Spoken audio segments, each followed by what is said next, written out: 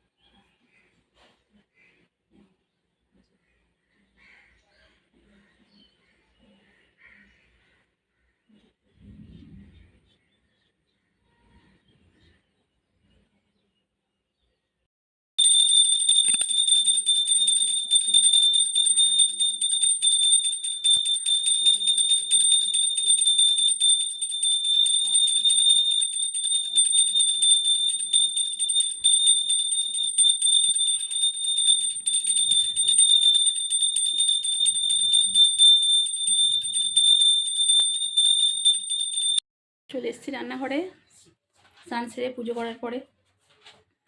তো আজকে কি রান্না করছি দেখুন। এই যে ভাত হয়ে গেছে আমার, আর মাছ আছে, রুই মাছ। এটা সরষে বাটা দিয়ে ঝাল করব। আর এই যে এখানে ভেন্ডি কাটা আছে, ভেন্ডি আর এই যে আলু দিয়ে তরকারি হবে। এই যে কড়াইতে শাক ভাজা হচ্ছে, শাক ভাজা হবে। আর হ্যাঁ, এখানে গোপাল মাছের ডিম নিয়ে এসছে। আবার বললাম মা মাছের ডিম এনো না, একদিন মাছের ডিম রান্না করতে গিয়ে বড় চোখে মুখে ফুটে লেগেছে। তো আজকে আবার সেই মাছের ডিম নিয়ে এসে সকালবেলা একবার ঝগড়া হয়েই গেল। তো মেয়ে একটু খেতে ভালোবাসে মাছের ডিমের, কিসের জন্য আজকে আবার নিয়ে চলে এসছে। বলে চলে গেল ঢাকা দাও, চাপা দাও, দিয়ে করে ফেলো। তো জ্ঞান দিয়ে চলে গেল। এবারে মুড়ি আমি তো পেঁয়াজ কাটা আছে তরকারি এবং মাছের ঝালে দেবো বলে। তো শাক আমার হয়ে গেছে, দেখি এবার নামিয়ে নিই। কাল রাত্রে জানেন উৎপলের মেসোমশাই মারা গেছে। তো আজকে উৎপল গেল সকালবেলা মাসিমণির বাড়ি। তো শাশুড়িমাকে নিয়ে যাওয়া হয়নি। রান্নাঘরে এত গরম ঘামছি দেখছেন তো। কারণ শ্বশুরমশাই 1 বছর হলো মারা গেছে। তো মায়ের এখন মানসিক অবস্থা খুব একটা ভালো নেই। ওই জন্য সেখানে গেলে আরও কান্নাকাটি করবে, মাসিমণিকে দেখে হয়তো ভেঙে পড়বে, নিজের শরীরটা হয়তো খারাপ হয়ে যেতে পারে। সেইভাবেই আমরা বললাম যে মাকে এখন নিয়ে যাওয়া দরকার নেই, মাসিমণির কাজকর্ম সব হয়ে যাক, তারপরে মাকে 2 দিন মাসিমণির সঙ্গে দেখা করিয়ে নিয়ে আসা হবে। যেদিন রাতে মারা গিয়েছিল মাকে শোনানো হয়নি, কারণ মা যদি শুনতে পেতো তাহলে হয়তো রাত্রে আর ঘুম আসতো না মায়ের। তো এমনি তো মায়ের মোটামুটি 65-66 বছর বয়স হলো। তাই এই সময় রাত্রে ঘুম না হলে শরীর অসুস্থ হয়ে যাবে। তো আমরাও মায়ের কাছে থাকি না। সেখানে আমার যা এবং দাদা ভাই ওরা থাকে মায়ের কাছে। তো হঠাৎ কিছু হলে গ্রামে অঞ্চলে বুঝতেই তো পারছেন সেরকম ডাক্তারপাতি সেরকম নেই। সেই জন্যই আমরা যুক্তি করে দেখলাম যে মাকে এখন পাঠানো যাবে না। তো রাত্রে শোনায়নি, তার পরের দিন সকালবেলা শোনানো হয়েছে। তো মা কান্নাকাটি করছিল। তা মাকে দিদিভাই বুঝিয়েছে যে বাবা তো আমাদের ছেড়ে চলে গেছেন, সবাই তো একদিন যাব, সেটা কোনো কথা নয়। তো সেই কারণে আমরা মাকে পাঠাইনি। অনেকে হয়তো ভাববে যে এই সময়টা যাওয়া দরকার ছিল, মাঝেমণি পাশে থাকা দরকার ছিল। কিন্তু মাও তো এই 1 বছর ধরে শোকে খুব একটা ভালো নেই, জর্জরিত হয়ে আছে শোকে। তো সেই কারণেই আমরা মাকে ওখানে পাঠালাম না। তো এইমাত্র এসছে, যে সিঁড়ি দিয়ে উঠছে, আসছে, দেখি একটু জল টল দিই।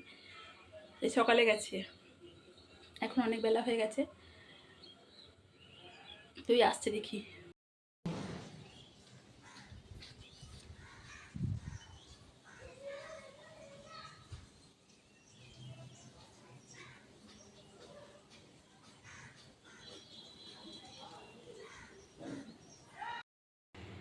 যে মাছ ভাজার জন্য তেল বসিয়েছি, তেলও গরম হয়ে গেছে।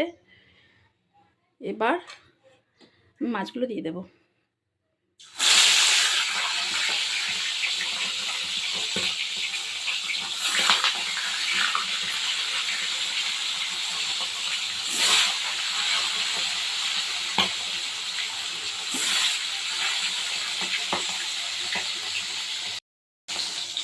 এদিকে মাছ ভাজা হয়ে গেছে। এরপরে ওই মাছ ভাজার তেলটার মধ্যেই দিয়ে দিলাম পেঁয়াজ।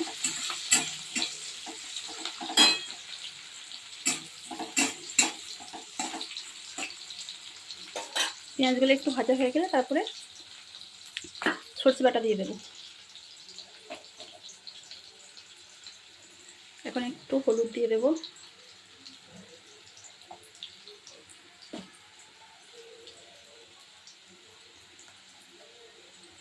দিয়ে দিলাম নুন,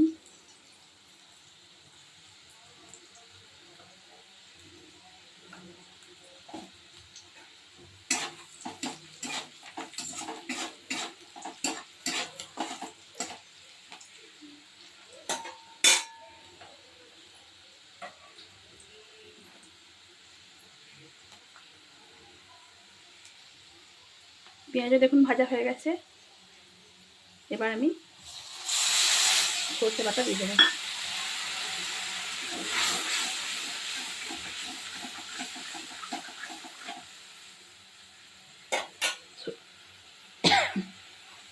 সরষের বাটার পরে একটু ছাকনি করে ছেঁকে নিয়েছিলাম, নাহলে সরষের খোসাগুলো প্রচণ্ড মুখে লাগে, আর সরষের খোসাটা শরীরের পক্ষে খুব একটা ভালো না, অম্বল গ্যাস হতে পারে।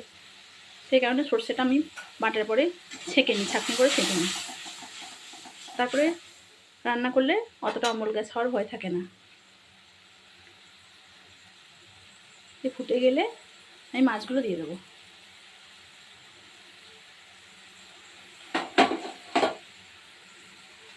এই যে দিয়ে দিলাম।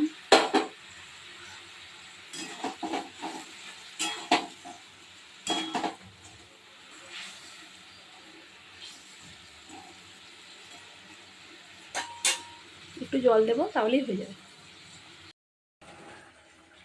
আর সকাল থেকে এত মেঘ এসেছিল, মনে হলো যে প্রচুর বৃষ্টি হবে, কিন্তু বৃষ্টি হলো না। ভোরবেলায় একটু হলো 5টা সাড়ে 5টার দিকে, তারপরে 6টা থেকে বৃষ্টি বন্ধ। মেঘ কিন্তু কালো। বৃষ্টি একটা ফোঁটা না হওয়ার জন্য এত গুমোট গরম, আর থাকা যাচ্ছে না। রান্নাঘরে তো এমনিই গরম, তো বাইরেটা আকাশটা হয়তো কালোই করে আছে, বৃষ্টি হচ্ছে না। এদিকে এত গরম বেড়ে গেছে যে মানুষগুলো হায় হায় করছে। তো রান্না আমার প্রায় শেষের দিকেই হয়ে এসছে। মাছের ঝাল হচ্ছে, এরপরে তরকারিটা হলেই রান্না শেষ হয়ে যাবে। যে ভেন্ডির তরকারি, ভেন্ডি ভেজে রেখেছি। এবার কড়ার মধ্যে পেঁয়াজ এবং আলু দিয়ে ভেজে নেবে। এই আলুটা দিয়েই তরকারি খাবে।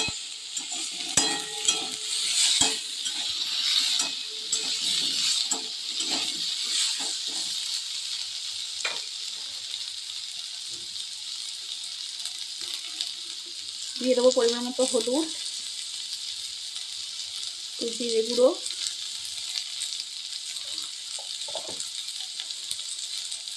আর দেবো নুন।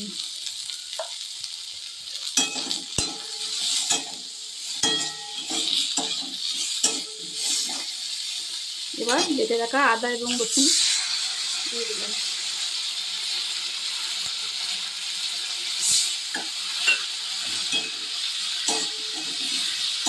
এবার একটু কষাতে থাকবো।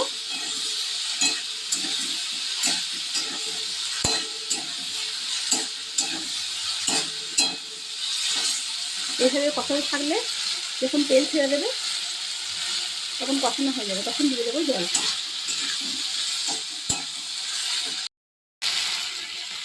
এবার দিয়ে দেবো জল।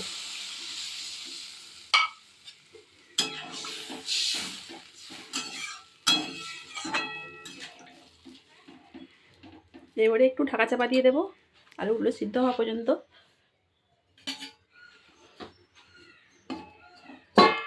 আলুগুলো প্রায় সিদ্ধ হয়ে গেলে ভেন্ডিগুলো দিয়ে 5 মিনিট ফুটিয়ে নিই, নামিয়ে দেবো। এই দেখুন, সকাল থেকে মেঘলা করে এখন রোদ উঠে গেছে। কখন বৃষ্টি হবে কে জানে। এদিকে আমার কাকুর মেয়ের বিয়ে আছে কালকে। সেই বিয়ের সময় যদি বৃষ্টি হয়, মেয়ের বিয়ে, বেচারা ভীষণ বাড়ির লোক কষ্ট পাবে। আমরা নয় সাজবো গুজবো ঘুরে বেড়াবো, একটা জায়গাতেই বসে থাকতে হবে, বাইরে তো বেরোতে পারবো না বৃষ্টি হলে। বৃষ্টি হলে বিয়ে বাড়ির লোকেদের খুব কষ্ট হয়, মানে এত লোকের আয়োজন, তাদেরকে খাওয়ানো, রান্না বান্নার ব্যবস্থা করা, সমস্ত করতে হলে ভিজে সবাই একদম যাতা অবস্থা হয়ে যাবে। তো এখন একটু রোদটা উঠেছে, যদি কালকের দিনটা এরকম রোদ হয় বিয়েটা পেরিয়ে গেলে ভালো হতো। দেখা যাক ঈশ্বর কি চায়। রান্না আমার কমপ্লিট, তো দেখিয়ে দিই আপনাদেরকে কী রান্না করলাম। তো চলুন, এই যে আমার আজকের মেনু। শাক ভাজা আছে, মাছের ঝাল, এখানে ভেন্ডি আলু তরকারি আছে, এখানে মাছের ডিম পেঁয়াজ দিয়ে ভাজা করে দিয়েছি, হাড় বড়া করিনি ভয়ে, আমার আগের দিনে যা ফুটেছিল, আর ভাত। দেখি উৎপলের আসার সময় হয়ে গেছে এবার, তো স্নান করে ও খেতে দিতে হবে ওকে, মেয়ে ওদিকে রেডি। তো আজকের মতো আমার ব্লগটা এখানে শেষ করছি, ভালো থাকবেন, টাটা।